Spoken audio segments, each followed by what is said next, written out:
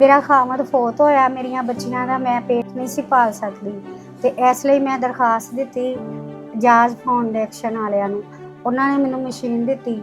ਹੁਣ ਮੈਂ ਆਸਾਨੀ ਨਾਲ ਆਪਣੇ ਬੱਚਿਆਂ ਦਾ ਪੇਟ ਪਾਲ ਸਕਦੀ ਹਾਂ। ਮੇਰੇ ਹਾਲਾਤ ਬੜੇ ਮਾੜੇ ਸੀਗੇ, ਅਸੀਂ ਰੋਟੀ ਤੋਂ ਵੀ ਬੈਠੇ ਸੀਗੇ। ਇਹਨਾਂ ਦਾ ਬਹੁਤ ਬਹੁਤ ਸ਼ੁਕਰੀਆ ਕਿ ਇਹਨਾਂ ਨੇ ਮੈਨੂੰ ਮਸ਼ੀਨ ਦਿੱਤੀ। ਹੁਣ ਮੇਰੇ ਕੋਲ ਮਾਲ ਵੀ ਆ, ਮੈਂ ਬੱਚਿਆਂ ਦਾ ਆਸਾਨੀ ਨਾਲ ਪੇਟ ਵੀ ਪਾਲ ਸਕਦੀ ਹਾਂ।